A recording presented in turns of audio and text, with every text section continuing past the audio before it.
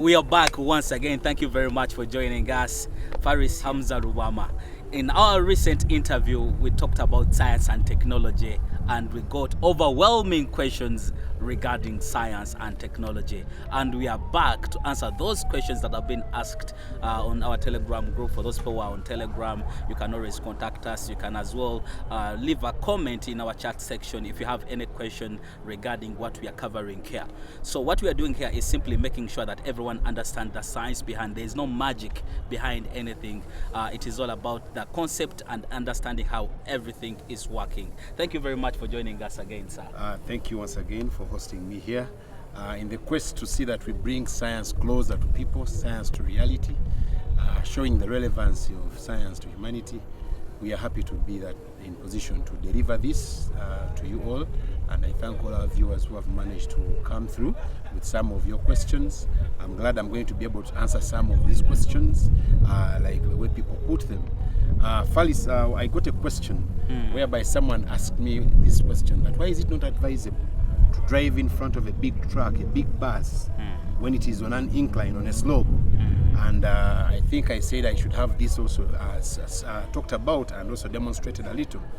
Now, if you look at that concept, for example, that concept looks at bodies which are on an inclined plane. So everything we know that is on an inclined plane, they tend to slide down.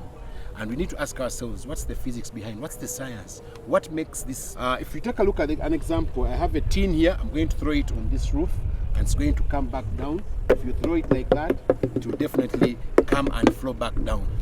The reason is there's a concept in physics which we call mg sine theta, a mathematical expression. It is a force which is always acting along or parallel to the line of greatest slope of that slope. So any body, that concept or that force depends on mass of the body. So a bigger body will have a bigger force pulling it downwards. A smaller body has a smaller force pulling it downwards. Therefore, big trucks, big cars, buses have a very big component of mg sine theta, which when moving downwards, you who is in front of them, who have just overtaken them, and you don't accelerate so fast to go far away from them, these buses can easily crash you, the lorry can easily crash you, because it has a bigger force that is taking it down the slope, and also the power of the engine has a big driving force that is also enabling it to move. So at the end of the day, it can easily crash into you. So in that sense, that concept of mg sine theta plays a role of making these big bodies move faster on a hill going down, whereas when they are climbing a hill, they find a challenge. They find it hard, so they climb slowly, whereas the small cars easily climb faster. Reason being, they have a very small force they are overcoming. That force is always acting downwards. So these small cars have a very small force they overcome, whereas the big cars have a very big force they have to overcome, because that force depends on the mass of the body. So that person who asked that question, I think I've answered to you why that tendency is experienced. Also, that tendency brings about people having sometimes what they call fear, always being on a slope and you feel like you want to fall in. Yeah, that mg sine theta acting on you is also combined with some knowledge of what we shall discuss in future, which is called Bernoulli's principle, which brings about the suction effect. So you get to feel that the air is blowing you down, yet mg sine theta is also acting downwards. So it becomes very easy for you to either slope down or to fall off an inclined plane. So that question on mg sine theta, I think I've handled it well. Mukulu Faris, abantu babuziza ebibuuzo. Abantu banyumiddwa nnyo video yaffe zitwakakola, era basabye ebintu ebimu tubinnyonnyole mu Luganda. Omuntu ali mu kyalo eyo wano mu Uganda asobola kutegeera ati physics amutegeera atya, concept asobola gitegeera atya, okulaba nga atambulira ddala bulungi. Ne tusalawo nti bwe kiba bwe kityo bwe kiri, then tujja kukolangayo ne version ez'Oluganda. Kati nga bwe twogerera wano, kati waliwo omwami yabadde abuuzizza ensonga lwaki ebintu bibeera ku Buserengeto ne bibeera nga bikkirira. Nengezaako bannyonnyola nti bwe tuba nga tulina ebintu, for example bwe tunira ekikebe nga kino n'ekikwata n'ekikasuka wali waggulu bwenti, lwaki kikomawo nga kiserengeta? Ekikiserengesa ki? Lwaki tekyeyongeddeeyo waggulu? Okusooka ddala okiwa amaanyi agakituusa we kikomye. Bwe kimala otuukawo, waliwo concept gye tuyita mg sine theta. Eyo yo actinga ku buli kintu ekiri kaserengeto. Eyo force yekizza wansi n'ekiserengesa. Tosobola gyewala, ebeerawo, buli awali akaserengeto force eyo ekola ki? Ebaawo.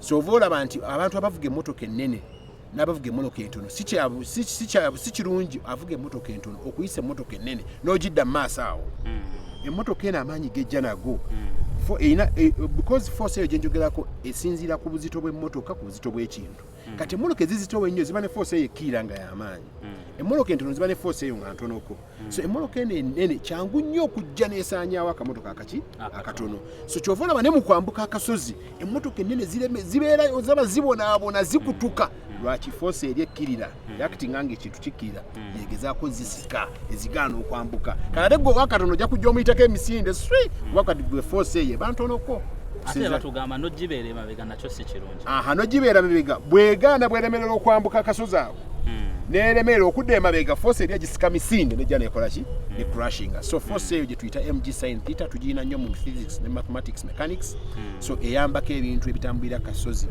okutegeera gye tulina okukendeza speed gye tulina okwongeza speed bwe tuba tuvuga mamotoka bwe tuba tulina bye tusindika kasozi oba tulina ebintu tulina kago gwe tumwambusa ku mmoloka mu kizimbe abantu bassaawo incline ne basobola okubanga either basindikirako oba baseerezaako nga babisa wansi kiba kyanguwa naye ng'ekibayamba ye physics concept eyo eya force eyo gye bayita kati abali eyo abalowooza nti ogula emmotoka kiba kiwedde tekikoma era n'ensonga enagiyagala okwogerako bw'otunulira obusozi bw'otunulira obusolya bw'amayumba obuli sharp kati nga kano omuntu bw'ayambuka n'ayimirira wali awulira ng'agenda kugwayo eri wansi emu ku nsonga lwaki awulira nti ayagala kugwayo wansi force eno mg sin theta emusika era oluusi abamu kye tuyita n'ensisi kye tuyita ensisi mu Luganda nti force eyo weba egezaako owulira nga there is something pulling you or something pushing you owulira kitu ekikusika kati force eyo eba ekusika ye mg sin theta era kasita oyimirira kaserengeta oba oti gwolaba toyagala kgenda naye owulira ekintu kikusika manya mg sin theta egamba sebo yitawo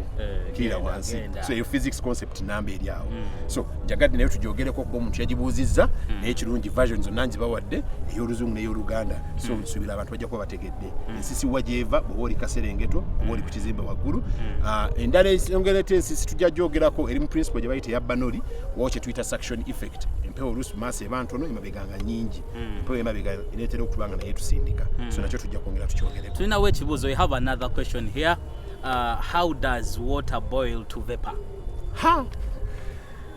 wow that's another good one yes this comes from physics laws of heating and boiling to start with you imagine you have a saucepan and you want to put it on a stove the stove is the supplier of heat is going to be transmitted to the saucepan the saucepan heats up transmits heat to the water what happens is the molecules before the vapor comes out the molecules at the bottom of the water of the bottom of the saucepan gain heat energy when they gain energy those are the bubbles we'll be seeing they become energetic then they start rising up as bubbles when they rise up as bubbles and reach the surface and they still have enough energy they change state and move from the water state to vapor state. Now, more so, if it is a covered saucepan or a kettle, these molecules, when you open the cover, you will find that the droplets have clinged on the top of the what? The cover. Do you know why? It's because when these vapor molecules now rise, they are, remember, more energetic. When they reach the walls, they collide with the walls of the container. When they do so, they lose some of their energy. Whenever matter loses energy, it goes back to the former state. So in that case, they will go back to the state of liquids. That's why you find droplets clinging on top. There's even a point which reaches when time comes, when the rate of evaporation becomes so high that a lot of vapor is coming out, and then a lot of also droplets are being formed. Time comes when we say the liquid has become saturated. At that instant, the rate of evaporation, the rate at which molecules become vapor, is equal to the rate at which the other molecules are becoming what? Liquids. Now, more interestingly on vapor, in our childhood, I remember people used to take tea. Early in the morning, you are late for school, we are day scholars, and we could take tea blowing the tea. All the time. And then people thought they could be cooling down the tea. In actual sense, this is what is happening. When you blow, you are making these vapor molecules coming from the tea move at a faster rate away. When they move away at a faster rate, the others which are supposed to come to replace them also start moving what? Faster. When they move faster, when more molecules which are energetic leave the liquid cools. So at the end of the day, that's how the tea becomes cold, or that's how we lose the heat. It is the same concept even you use for washing clothing. When clothing are being spread on a wire, the sun shines on them, the molecules of water which are there gain energy, they vaporize. The wind comes and blows them away. The more the wind blows, the more the vapor rises, so the clothes dry up. That's why sometimes people wonder, how do we end up drying up clothing when there is no sun but there is wind? The wind comes and plays a role of removing those molecules that are being risen. So in that state, we can be able to understand how boiling occurs, how we end up boiling water, and how those molecules turn into vapor. Okay. So in that sense, abannaffe abali eyo waliwo ekibuuzo ekirala ekyazze wano nga batugamba tuba tufumba amazzi gafuuka gatya omukka kyetuyita steam yabange ogwo omukka egaba guzze nga gagufuuse vapor tegwongera ku bungi bw'amazzi bwe tufumbye. waliwo omulala yabuuzizza ekibuuzo nti lwaki gwe gwokya nnyo kino tujja kyogerako olulala lwaki vapor yaba ayokya nnyo okusinga n'amazzi ate era waaki ow'amata ayokya nnyo okusinga ow'amazzi. Ebyo byonna tujja byongerako kubanga kasita okyusa wawo kyetuyita heat capacity. Heat capacity za njawulo buli kintu kirina omuliro gwe kyetaaga okujja. Tukiyita heat capacity. Boiling point nakyo weekiri nti omuntu buli kimu kirina level gye kijjiirako. Amata gayinza okujjiira ku 70, amazzi oba ne gajjiira ku 10, oba supu n'ajjiira ku 3. Buli kimu kirina heat capacity yakyo ne boiling point yakyo. So bwe tutunulira ensonga eno lwaki amazzi gano gakyuka ne gafuuka omukka era kiva ku kira kiba kitya, osooka n'otunulira nti essigiri eno gy'ofumbiddeko oteekako esepiti, esepiti n'ebeeramu amazzi, essigiri egenda kuwa esepiti omuliro, omuliro gukwata amaanyi ago ge gufunye tuyita heat energy gaguwa amazzi. Amazzi gagenda gufuna in a sense that molecules z'amazzi, obusirikitu bw'amazzi, particles z'amazzi oziri muli akafuna ebbugumu eryo nga lyamaanyi nga ddene nga likamala kekayambuka.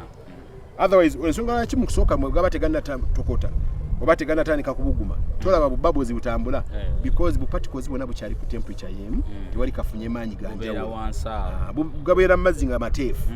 Kati bwe gafuna amaanyi ag'enjawulo agavudde ku bbugumu liri ne gafuna amaanyi, afuna amaanyi yasituka n'akola ki? N'ayambuka. Nga bona agenda mu line nga bagenda bawa ssente, afuna ssente yatambula, kati nawe n'afuna omuliro yakola ki? Yafuluma. Kati bw'afuna omuliro n'ayambuka n'atuuka ku surface, ku ngulu y'esepiti, amazzi we gakoma. Bw'aba akyalina amaanyi gali gasoose ofuna gamutuusizza waggulu, bw'aba alina amaanyi agasukkiridde ate awo nga yeeyongera afulumira ddala amazzi gano. Bw'aba afuluma amazzi, afuluma akyusa state bwe kufuuka omukka. Kati esepiti eno ebanga nsaanikire nesangako ekisaanikira, molecules zino bwe zambuka zijja kusinkana ekisaanikira zikoonagane nakyo. Bwe zinaakoonagana nakyo bugenda kubanga molecules obwo bufiirwa amaanyi agamu ge buzze nabwo. Kati bukyali bw'amaanyi nga bwe bugenze ekivaamu kukomawo mu mbeera gye bwabaddemu nga bukomawo eka nga buddayo mu liquid state, naye buddayo mu liquid okusooka at 100 later on kati nekibeera nga kigenda continuous. Kati n'abasigadde wansi buli afuna amaanyi yasituka paka ekiseera bwe kituuka bonna ne baba nga balina amaanyi kumpi ge gamu, amazzi nga banga gaboirinze. Tuyinza okulowooza ku concept ya boiling, era omuntu ali eyo mu kyalo tolowooza naawe physics osobola mutegeera bw'otyo bw'ofumba amazzi g'okunywa, bw'otyo bw'ofumba amazzi g'oyagala okunaaba mu ngeri y'omu oba endala. Waliwo ensonga endala gye bayogeddeko. There is a concept which someone asked me about, and this concept is about momentum. And this person was asking, many accidents have been occurring. When an accident occurs, we hear sound. Collision. Evawa. Katutandikire ku momentum. What is momentum? In physics, we define momentum as a product of a body's mass and its velocity. Nti obunene bw'ekintu, the velocity of the body and the mass, the product of the velocity of the body and its mass. Me, to get my momentum, you multiply my mass and the speed at which I'm running. That's the momentum I possess. So it means big vehicles have big momentum. It means trains, they have a very long set of they have a locomotive of very many carriages. So their mass is big, the mass of the train is. That's why on a crossroad for a train, people are not supposed to cross. Remember in Uganda you had an accident of some people who were crushed by a train in the morning, early in the hours. It's because this train cannot easily stop. batugamba train teyimirira naye ekireke abantu tebategeera lwaki teyimirira. Bangamba ekireke eyo waliwo emmotoka ya Jeno yafiira mu kkubo lya train obuzibu babuze najjayo emmundu n'akuba essasi mu bbanga eyimirire ate nti omusajja teyagisiba lwampaka kati mpozi nga kirabika kyali kitwe kyokka but if the entire locomotive is set ebyana byonna ku ebiri this train is most likely because of its big momentum not to easily stop. So what happens? It crushes whatever it finds on the way. So as it crushes those items, the train is going to lose energy. So some of the energy is converted into sound, some of the energy is converted into heat. So we can lose energy in that form. So that's why you hear a big sound when someone has been crushed by a truck, by a bicycle, by motorbike. So that momentum, that collision that occurs, we lose some of the energy this item was moving with to sound. Because we convert energy from any form to one form to another. You can convert energy from the kinetic which the bus was moving with when it collides with another bus or with a cow or with an elephant to sound energy. It becomes either converted to sound or to heat. So that's why we get the sound. Another item also we have momentum in a gun. Some people don't know guns, but guns produce sound. And as guns are being fired, the person who is firing jacks backwards.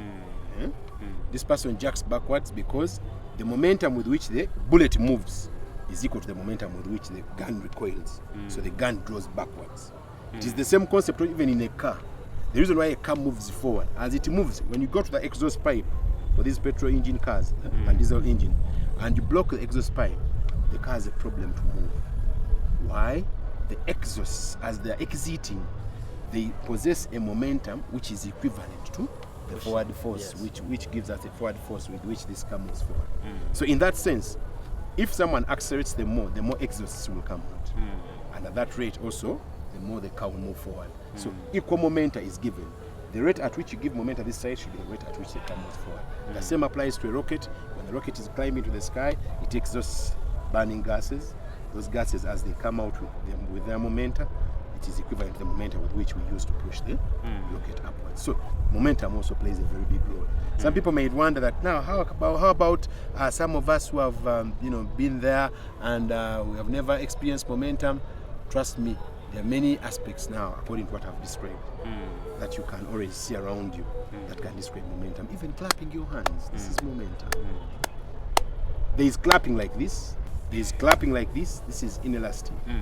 Inelastic is when bodies stick together. Elastic is when bodies separate. Even someone slapping you, sometimes the slap can get stuck on the cheek. Sometimes the slap can bounce off. Yeah. Even punches. Yeah. People watch action movies. All that's momentum. So people should appreciate the concept of momentum, that it is relevant everywhere. Not relevant in the sense of being passing exams. Passing on the exams, not even fighting, but in so many other fields, momentum can be borrowed. Yeah, so. Take a wakati. Is it right to say that sound can travel at a speed of light? Is it scientifically a right statement to say that? Or which one travels faster? Basically, light travels faster than sound. And most of the commonest examples we look at, or the immediate example we normally see, all of us have ever experienced, is when lightning and thunder are being experienced. We normally first see the light, then sound comes later. But there is a very important aspect which normally comes in terms of sound and light. We shall have to discuss at one point why sound, for example, is louder in the night, why it's not louder in the day, There are those concepts we need to discuss at one point. So we shall get to know, because it mainly depends on the density of the medium. Because someone may ask, but in the night it's cold and now sound. Because the molecules are more compacted together in the night and the day. So they can easily vibrate and extend the sound. So sound will travel faster. So when time comes, we shall discuss more about sound. The other thing I need to talk about, someone also asked a question about capillarity. And said, me teacher, now I studied capillarity. How is it helping me? How is it relevant? I asked him this question. Yes. Did you construct your own house? Like, yeah. What's relevant about it? I'm like, hey, I thought you had bought an apartment and you didn't notice. Now, if you're in Uganda and you manage to build your houses, always people curse being in the foundation. Because they say when you're in the building in the foundation or you're constructing down in the foundation, there is no work moving on. The work is slow, you're not coming out, a lot of money is going. But that is what predicts the durability of your house, the foundation. Now the foundation, as we construct it, sometimes some people, these big government projects, World Bank projects, ADB for projects, UN projects, they make sure everything is on point. If it's capillarity to be prevented, they do so. There's a statement which is used by engineers and architects, which is called DPC, the dam-proof course. That course which makes or prevents water from rising on the walls of the house. When the walls of the house are getting soaked with water, that is capillarity. It's the rise and fall of liquids, yeah, as a result of so greater adhesion forces between the different materials. So water and the wall, those are two different materials, so adhesion forces are greater, so water can rise. Now to prevent that, we put a damp-proof course, which they construct underground. Some people in Africa use a lot of polythene. People who are well off, they can plaster the entire foundation. Then let's call it simple paint. There is a paint which is blackened, it's like tar, but very liquefied, because tar does not allow, even this ground here, actually, this roof is made of tar to prevent water from penetrating it. So this tar plays a role of, it's water resistant, does not allow water to pass through. People who don't know tar is what they use to make tarmac roads. Yes, in Uganda we call it colas. The one which we boil, yeah, that one. So they can use it, though it's expensive. It can also prevent water from rising. So in that sense, capillarity will be playing a role. It will be helping you build your house so that your house does not easily weather. The walls don't start peeling off, the paint peels off immediately. Even most of our people here are very good at constructing in swamps and waterlogged areas. Areas. So people want to put a lot of stones.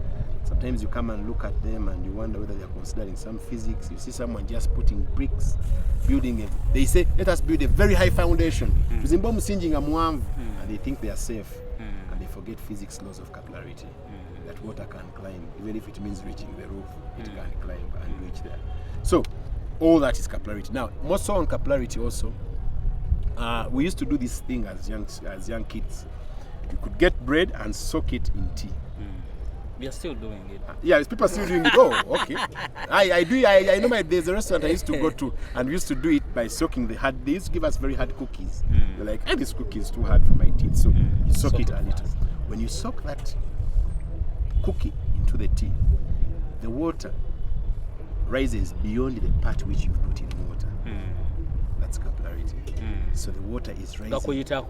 Yes, it's rising because of capillarity forces. Those forces are actually surface tension forces. So the water will rise. At the end of the day, it will make the cookie soft and you enjoy. You're still using the concept of physics and capillarity to test whatever you do. You want to eat. The same applies when eating cassava with sauce. So cassava in the sauce. Yeah. It's because you want it to be soft. The same applies to when we have other aspects like, I gave this aspect last time, when you're trying to clean your body. With a sponge? No, with a towel. Okay. Yeah, and water has logged onto your body after showering. The water clings on the towel. And the towel comes with that. No, not that. And the towel also sometimes becomes a little bit wettish. When you touch it, you feel it's wet. So that's the reason why, because water molecules have moved from your body and attached to the towel because of capillarity forces. Another aspect I can give you is foam. You know we use detergents to wash, right? When you use detergents to wash, the water has what we call surface tension forces. Sometimes that's why we say we have hard water. One of the hard waters example is water from the rain, because it has so many impurities. It is hard for that water to become soapy, to form foam. So it means that's why sometimes I saw one company which was selling detergents, and they say these detergents work so well once the water has been boiled. And I'm like, first make the water soft.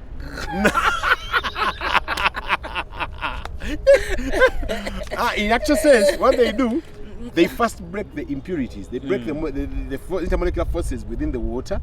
So those intermolecular forces would have prevented soap particles from logging in there, or they take long to log in there. So when they are heated, the intermolecular forces are broken, so the soap particles easily penetrate. It's easy to make a foam. So in that sense, when you soak clothing which have dirt into foam or into detergents, you're going to see that this dirt is going to be split. The dirt particles will be split from the clothing particles by the soap coming to penetrate between them and then splits them. Then when you do the washing and rubbing, you're giving them more energy to move with the water molecules, so the dirt eventually moves away. But one interesting bit about this is the question which says, why is the foam white? But before you go to that, there's some people out there in the villages, even the urban setup, who still think that the cleanest water is the rainwater. Is it really true? Just like I've given you an example of washing, if it's not so clean for washing.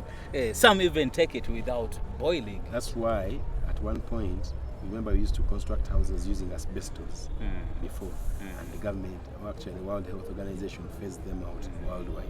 Dangerous to our health. Exactly. So that water could come with cancer-causing material from the roof. So that's why we had to stop using that water. So is it any safe? There is no way it's better than tap piped water. Let's go back